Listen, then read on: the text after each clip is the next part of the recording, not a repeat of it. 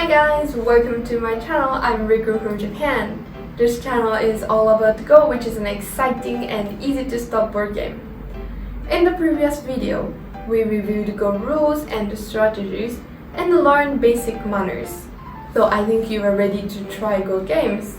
But before that, let's see an example of an actual Go game from the beginning and make sure you understood correctly.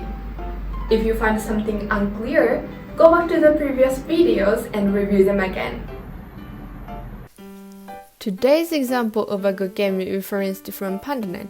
So let's start watching the game and review what we learned so far. Firstly, Black 1, White 2, Black 3, and White 4 are played. Following the basic principle, all these 4 stones are put on the third line from the edge. Both black and white occupy the corner area, which is a very basic way of playing.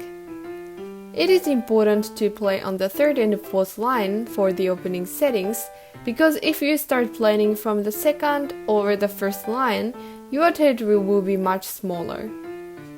Nextly, Black 5 is put here to expand its territory towards the center. Then, White corresponds with White 6 to protect its own territory. Placing White 6 on another point gives Black an advantage because it allows Black to attack White's territory. Opening setting has a huge influence on the size of territories, so you should be very careful. In this context, the important principle is to use single and two space jump rather than connecting stones next to each other. Then, Black attacks with 7 and White protects with 8. Black plays 9 to strengthen Black 7. After that, White 10 is placed on the bottom, and Black puts 11 to stop White's invasion. White puts 12 to protect White 10. Then, Black 13, White 14, and Black 15 are played. White doesn't need to play an extra stone for Black 13 because White 6 was placed there. Do you see territory has already been shaped roughly, as the right side for Black and the left side for White. Here, the endgame phase begins. Now, let's fix boundary lines from the top. White 16, Black 17, White 18 and Black 19 are placed. Forgetting White 18 or Black 19 allows the opponent to attack your territory, and it reduces your point, so be careful. Diagonal boundary lines often require extra moves to secure them. To define the shape of the center area, White 20 is played. This move prevents Black from invading left territory from the center. The red point became dame. Do remember dame is a neutral point which belongs to neither player, so play it at the very end.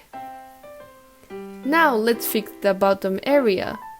Black 21, White 22, Black 23 and White 24 are placed. Again, don't forget Black 23 and White 24 to prevent giving some points to your opponent. Finally, fill dame in the center area with Black 25. Then, White passes the next turn and Black does the same. This is the end of the game. The flow of the endgame phase is firstly fix boundary lines, then fill dame, and finally both players pass their turn. Now, let's count points to decide win and loss.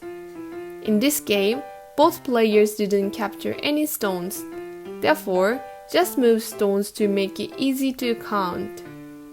In case you captured the opponent's stones, put those stones in the opponent's territory. So I moved the stones like this. It didn't change much as the original shape was already in order to some degree. Be careful not to change the size of the territory when you move stones. Then, it is time to count points. Black had 30 points and white has 26. After adding a komi, black is 30 and white is 32.5, so the winner is white. It was a calm game without fierce battles. How a game goes is different for each time, so try as many games as possible and learn from them. Today, we have reviewed Go rules and the strategies through watching an example of an actual Go game. Did you understand well? For now, the important thing is to enjoy. Don't feel pressure to remember everything. First, enjoy, and then learn more when you think you want to be better. In the next video, we will actually play Go on a 9x9 board using an online Go site.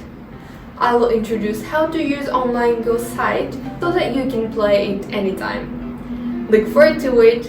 See you in the next video. Thank you so much for watching. If you enjoyed this video and want to hear from me again, don't forget to give me a big thumbs up and be sure to hit the subscribe button before you go. See you in my next video.